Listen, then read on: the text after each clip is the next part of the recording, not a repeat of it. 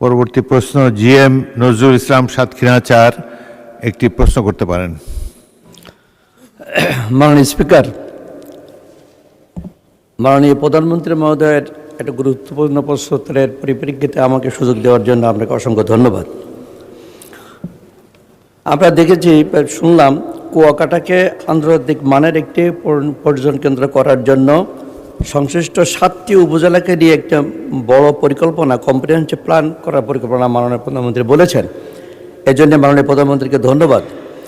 আমি একটু যোগ করতে চাচ্ছি, 1991-96 সালে মাননীয় প্রধানমন্ত্রীর আম্মা বেগম দেশনেত্রী বেগম খালেদা জিয়া মরহুম, আমি তখন MP ছিলাম, আমার এলাকায় গিয়েছিলেন শ্যামনগরে।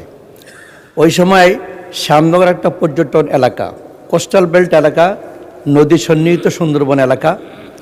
মাননীয় স্পিকার, কুয়াকাটা সহ চট্টগ্রামে বা অন্যান্য জায়গায় সূর্য ডোবা দেখা যায়, কিন্তু আমার এখানে সূর্য ডোবাও দেখা যায়, সুন্দরবন দেখা যায়, বাঘ দেখা যায়, হরিণ দেখা যায়, এবং আরও আনুষঙ্গিক যারা দৃষ্টি আকর্ষণীয় অনেক কিছু প্রাকৃতিক সৌন্দর্য সেখানে আছে।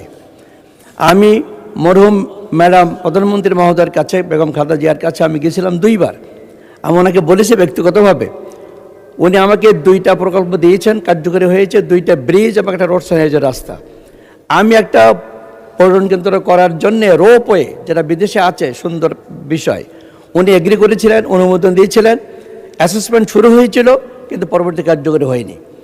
আমি মাননীয় প্রধানমন্ত্রী মহোদয়ের কাছে আমি জানতে চাচ্ছি, আমার শ্যামনগরে বানভাসীর ভেতর দিয়েও পর্যটনকে শক্তিশালী করার জন্যে, দেশের আয়ের জন্যে, জনগণের দৃষ্টি আকর্ষণের জন্যে একটা পর্যটন কেন্দ্র এবং রোপওয়ে তিনি আমরা ওখানে করবেন কিনা, আমি বিনয়ের সঙ্গে জানতে চাচ্ছি। মাননীয় প্রধানমন্ত্রী।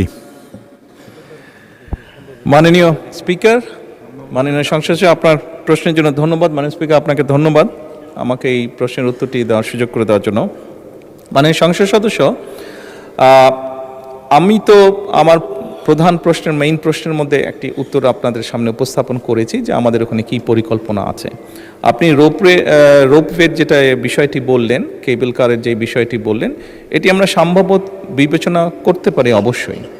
আপনি যদি আবারও এই বিষয়টি নোটিশটি পাঠান, সেক্ষেত্রে আমরা এটা সম্ভবত বিবেচনা করতে পারি। তবে এই মুহূর্তে অন্য পরিকল্পনা যেগুলো আছে সেগুলো তো পর্যায়ক্রমিকভাবে আমরা বাস্তবায়ন করব। তবে এখানে আরেকজন সংসদ সদস্য নদী ভাঙনের কথা বলেছেন, মনে হয় একই সমস্যা আপনার ওখানেও খুব সম্ভব আছে।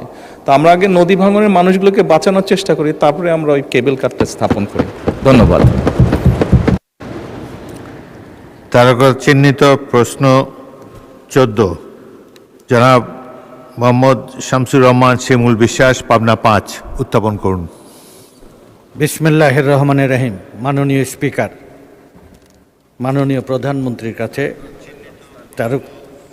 তারকা চিহ্নিত প্রশ্ন 14। হ্যাঁ, বিসমিল্লাহির রহমানির রহিম। মাননীয় স্পিকার, আপনাকে ধন্যবাদ। মাননীয় প্রধানমন্ত্রী, অনুগ্রহ করিয়া বলিবেন কি, আপনার নেতৃত্বাধীন সরকার জনগণের কল্যাণে অগ্রাধিকার ভিত্তিতে 180 দিনের মধ্যে কোন কর্মসূচি গ্রহণ করিয়াছে কিনা? প্রশ্নের উত্তর হ্যাঁ হইলে উক্ত অগ্রাধিকার অনুসারে কর্মসূচি সমূহ কি কি এবং দৃশ্যমান অগ্রগতির চিত্র কি? দয়া করিয়া মাননীয় প্রধানমন্ত্রী বলিবেন কি। মাননীয় প্রধানমন্ত্রী। ধন্যবাদ মাননীয় স্পিকার, ধন্যবাদ মাননীয় সংসদ সদস্য আপনার প্রশ্নের জন্য। মাননীয় স্পিকার, সরকারের নির্বাচনী ইশতেহারে ঘোষিত কার্যক্রমসমূহ বাস্তবায়নে সকল মন্ত্রণালয় এবং বিভাগ আগামী 180 দিনের কর্মসূচির আলোকে কর্মপরিকল্পনা প্রণয়ন করেছে এবং সেগুলো বাস্তবায়নের উদ্যোগ এরই ভিতরে গ্রহণ করেছে। তারই একটি অংশ হিসেবে নিশ্চয়ই আপনি মাননীয় স্পিকার পত্রপত্রিকায় দেখেছেন, সংবাদে দেখেছেন যে গতকাল আমাদের যে কৃষক কার্ডের যে কমিটমেন্ট ছিল জনগণের মাঝে, সেটির কাজও আমরা, পাইলট প্রজেক্টের কাজ আমরা গতকাল শুরু করেছি। এর বাইরেও মাননীয় স্পিকার, সমগ্র বাংলাদেশের মানুষ দেখছে যে আমাদের কমিটমেন্ট যেগুলো ছিল নির্বাচনের সময় জনগণকে দেওয়া, সেই প্রতিশ্রুতির কাজগুলো আমরা পর্যায়ক্রমিকভাবে শুরু করেছি। আমি যদি সবগুলো এখানে উল্লেখ করতে চাই, অনেকগুলো অনেক সময়ের প্রয়োজন আছে মাননীয় স্পিকার। সংসদের সময় অত্যন্ত মূল্যবান। সেই জন্য আমি এই পরে যেগুলো আছে সেগুলোকে পঠিত বলিয়া গণ্য করার জন্য অনুরোধ জানাচ্ছি। ধন্যবাদ মাননীয় প্রধানমন্ত্রী। উত্তরের বাকি অংশ পঠিত করলে গণ্য হলো। মাননীয় সদস্য শামসুর রহমান শিমুল বিশ্বাস, আপনি একটি সম্পূরক প্রশ্ন করতে পারেন। বিসমিল্লাহির রহমানির রহিম। মাননীয় প্রধানমন্ত্রী, আপনার গৃহীত বেশ কিছু কর্মসূচি ইতিমধ্যে বাস্তবায়ন শুরু হয়েছে। বৃক্ষরোপণ, নদী, খাল, বিল, হাওর খনন, ফ্যামিলি কার্ড, কৃষি কার্ড, স্বাস্থ্য কার্ড, আলেম ওলামাদের ভাতা, সম্মানী ভাতা এবং কর্মসংস্থানের যে প্রকল্প গ্রহণ করা হয়েছে তা সবাই, পক্ষ বিপক্ষ সবাই এটা প্রশংসা করছে, মানুষ উপকৃত হচ্ছে। আমার একটা প্রশ্ন মাননীয় প্রধানমন্ত্রী, গত জুলাই বিপ্লবে আপনার প্রত্যক্ষ নির্দেশে আমরা বাংলাদেশের এই ভাগ্যহত শ্রমিক শ্রেণীকে এই লড়াইয়ে অংশগ্রহণ করার জন্য আমরা উদ্বুদ্ধ করেছিলাম।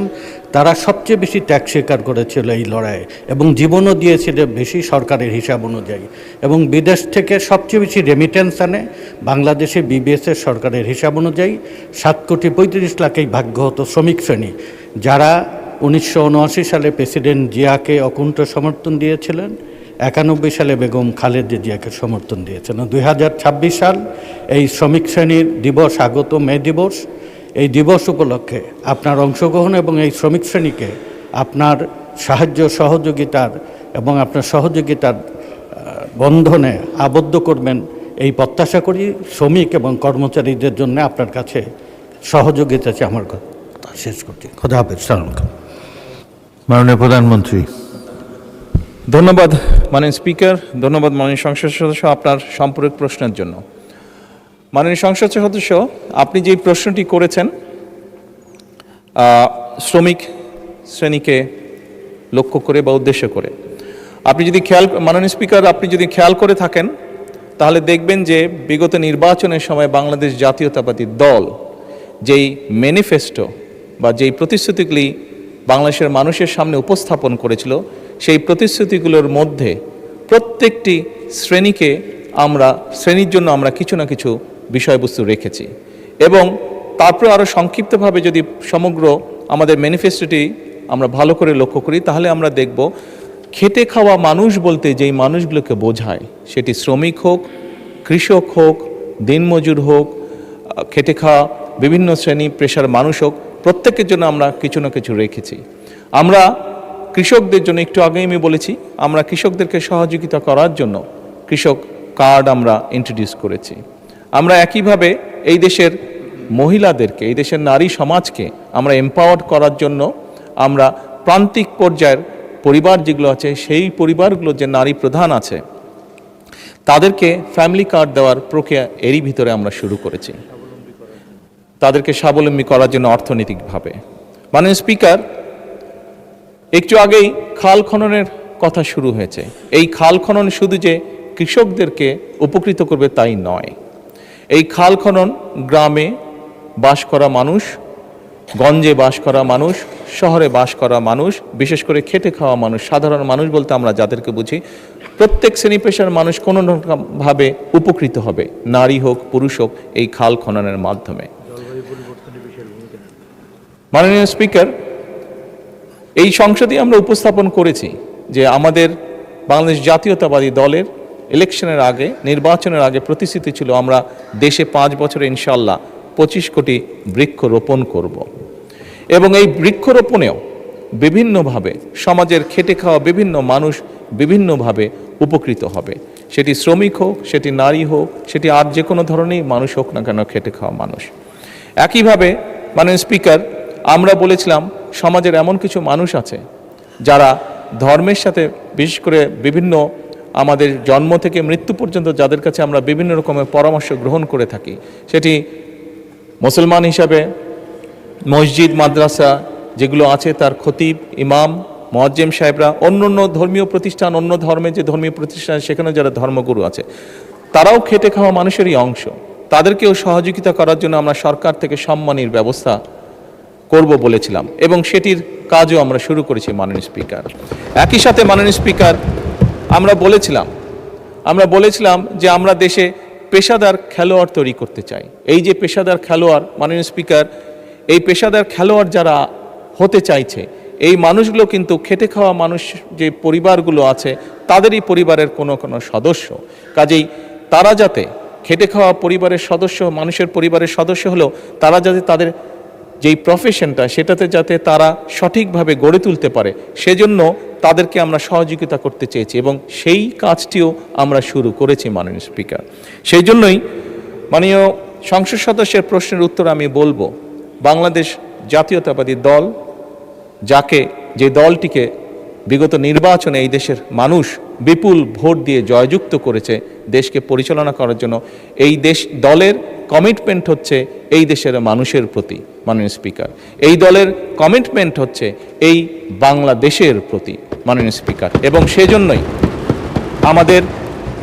আমাদের যে ম্যানিফেস্টো ছিল সেখানে যেরকম আমরা শিল্পোদ্যোক্তা যারা আছেন তাদের জন্য যেরকম পলিসি গ্রহণ করেছি, একইভাবে খেটে খাওয়া মানুষ, বিভিন্ন শ্রেণী পেশার মানুষ যারা ওয়ার্কিং ক্লাস বা খেটে খাওয়া মানুষ, তারা কিভাবে ধীরে ধীরে তাদের জীবনযাত্রা মান উন্নয়ন করতে পারে, সেজন্য আমরা বিভিন্ন রকম পলিসি গ্রহণ করেছি, আমরা বিভিন্ন রকম প্রতিশ্রুতি দিয়েছি এবং মাননীয় স্পিকার সেই প্রতিশ্রুতিগুলো বাস্তবায়নের কাজও আমরা শুরু করে দিয়েছি মাননীয় স্পিকার।